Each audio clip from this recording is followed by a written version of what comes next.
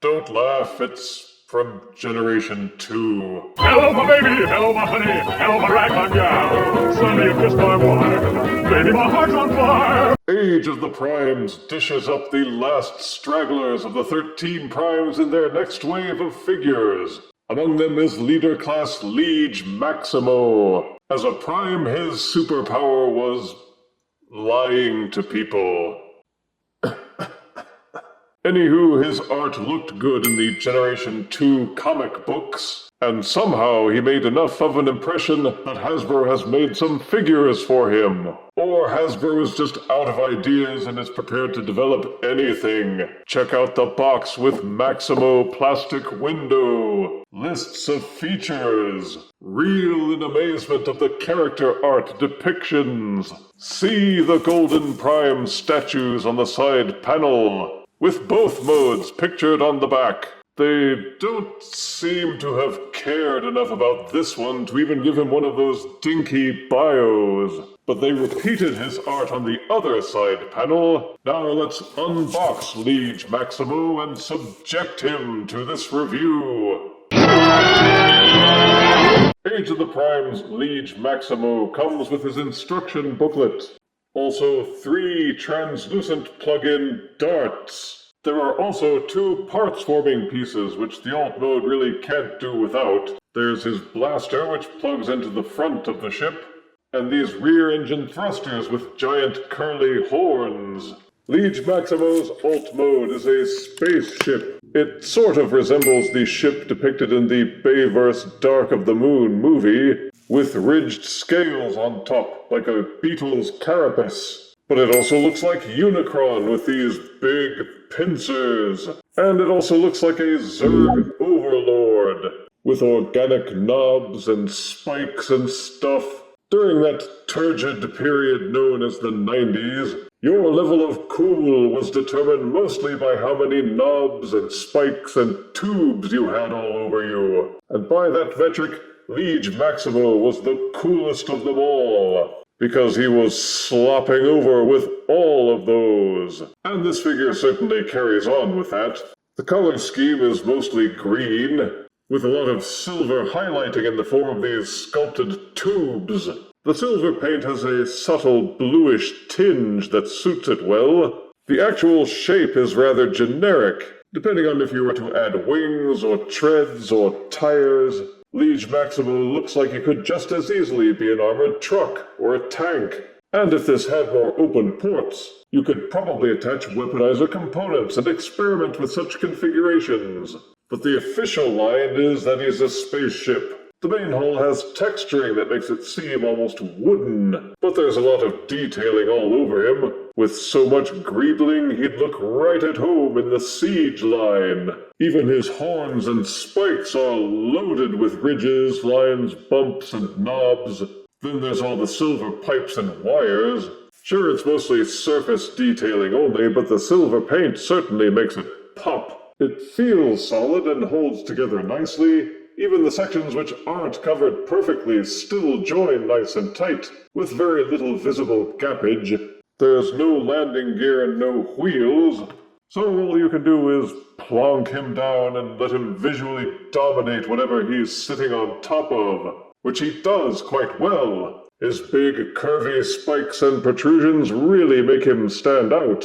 The materials are a mixed bag. While most of him feels like hard plastic, there's also a lot of bendable, rubbery bits. The ends of the big spikes are flexible, and so are these knobby little shoulder pads. Also, these secondary horns up top are really soft rubber. These tentacle-y things are also flexible. There's also a deal of translucent painted plastic, which gives you 2 things to worry about in terms of the figure's longevity. From the top he looks nice and vehicle-ish.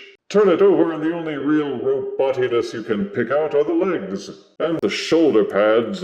For play features, his weapon folds in half and then tabs underneath the front of the ship, and that does help these parts to tab in firmly and hold everything together. You can't really finish the transformation unless they're attached. The rear engines and the attached horns are also parts formed in, and you can't really finish the transformation unless they're attached. so I wouldn't leave those off either. Liege Maximo has a number of 5mm ports. 2 ports up at the top of the engine horns. 2 at the rear engine which are slanted down for off-kilter thrust. 2 ports on either side near the front. 3 ports in the blaster nose cone, which are intended to house his Liege darts. There are also 2 ports underneath each shoulder pad, which look okay with fire blasts plugged in to simulate vertical takeoff and landing capability.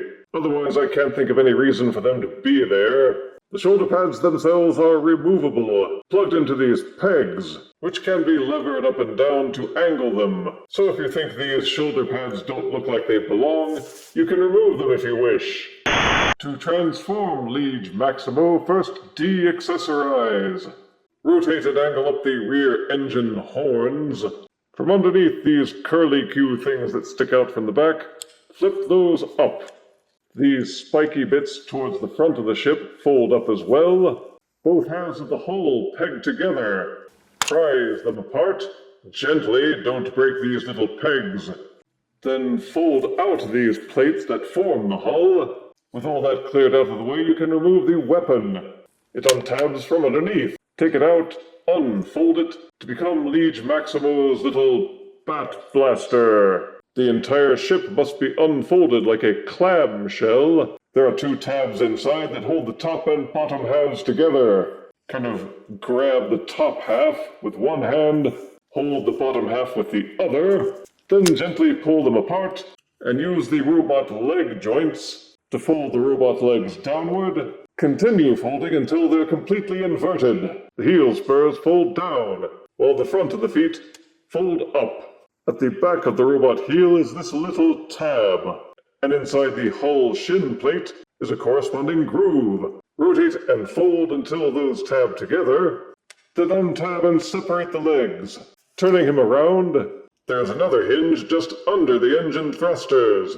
You will see a tab here, a groove here. Fold until those connect, and click into place. Then take those little curly-Q dealy bobs and fold them in. Give the waist a 180-degree twist. Fold the shoulder pads up a little so they're out of the way.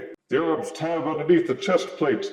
Angle them down to untab them. Then the arms invert and fold out on these hinges. The robot chest then folds down. And you must do that first so that you can go back to the arm hinges and tab them into the robot torso. Oh yeah, and repeat for both sides. Then rotate each arm so that the elbow bends forward. Rotate the hands so they are pointing the right direction as well. And then you can fold the shoulder pads back down to cover the shoulders. Take this big engine section. It folds down to become his backpack. Keep angling the horns so they're pointing up. This hinge angles up to rotate up these tentacles and the spike and the horns. Then there is another hinge which folds the entire apparatus backwards and allows you to tilt out the robot head. Angle the head forward so that you can tab the spiky parts back down behind it. Then using this notch and groove, tab the head in place. For the crowning touch, you take these smaller horns and rotate them until they are pointing forward and down around the head like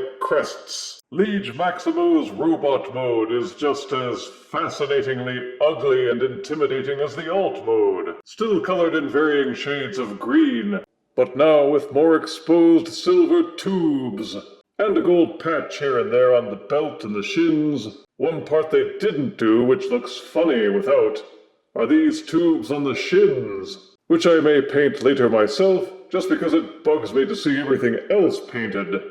So long as you leave the engine horns attached, he loses none of his heft, and he feels properly leader-class heavy. Looking at him from all sides, there isn't any glaring hollowness, and they did a good job of integrating the outer hull into the shin plates, without being overtly shell-former-ish. Which isn't to say that there isn't a lot of alt-mode kibble to deal with, especially the horns behind the head, and on his backpack.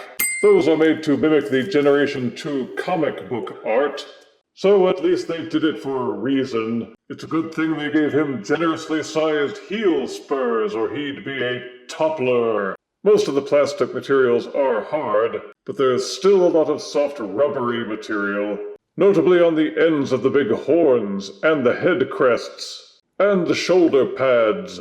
Even the face was made with soft rubber. Were they really afraid that buyers were going to impale themselves on the head spikes? Bah! You will still see plenty of sculpted detailing from horn tip to foot. For play features, there are still a lot of 5mm ports you can use for weapon storage, or to add additional weapons. You lose the ports on his legs, those are covered up by the hull plating, but you get 4 more at the bottom of the feet. Yay! And of course the long-fingered hands have ports for holding weapons. But wait, there's more! Liege Maximo is made to fit into the Coronation Starscream throne for looming menace. And the horned backpack can be fitted into the throne to mimic the Generation 2 comic book art on which he was based. But the left arm has a hidden trick. You can fold the hand into the forearm thusly to reveal an arm blaster. It's not 5mm Fire Blast compatible, but the peg on the back of the weapon is large enough to fit into the blaster arm and make him look even dartier. The head will swivel to the left and to the right. Be mindful of the soft plastic. It can also nod back and forth. Disengage the transformation hinge and it will lean forward even more. Each shoulder pad can be raised and lowered, which is good because they have a tendency to pop off. And being able to move the shoulder pads out of the way is essential to allowing the arm rotation to function. It would do a full rotation except for all the parts crashing, but the arms will also splay out. There's an upper bicep swivel, bendable elbows, the wrists will rotate, the extra long fingers can be hinged in and out, and the thumb can be angled up and down. Even with the horn backpack, you can still do a full waist rotation. The hip skirts can be folded up to enable leg rotation. The legs will kick forward, kick backward, splay out, upper thigh rotation, bendable knees, hinged ankle pivot. The fronts of the feet can be folded down, and so can the heel spurs. The articulation is good, though it could use a forward foot tilt. All of the horned head kibble prevents some expressiveness, while the shoulder pads hinder arm mobility. You can still put him in lots of action poses, or regal poses for dispensing orders to his lieges, because, you know, a liege can be either the boss or the peons for some reason. Standing at 9 inches, including his backpack horns, and weighing 10.1 ounces, here is Age of the Prime's Leader Class Liege Maximo, next to Age of the Prime's Leader Class Megatronus. Titan's Return Pretender Liege Maximo, Deluxe Legacy Scorponok, and next to this Buckaroo Bonsai Thermopod.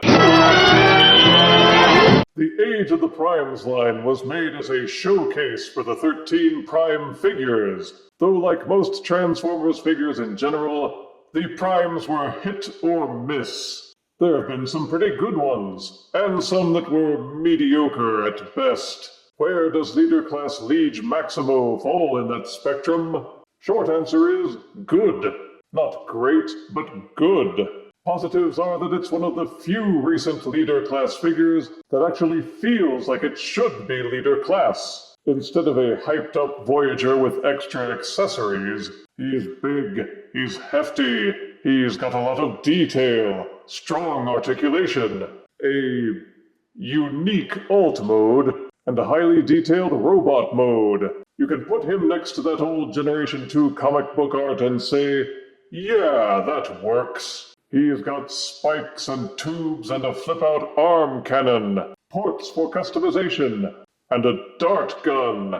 Negatives are that there are some molded tube parts that didn't get painted. He needs a forward foot tilt to really pull off those dramatic squats. The shoulder pads pop off too easily, and there's a preponderance of soft plastic that makes me worry about his longevity. But in the end, I count it a worthy purchase. I liked the cut of his jib, and he's quite worth picking up if you see one on store shelves. I give Age of the Prime's Leader Class Liege Maximo 8 out of 10 deaths. And that's no lie. If you refuse me, honey, you lose me, then you'll be left alone, oh baby, come on, and tell me I'm your own.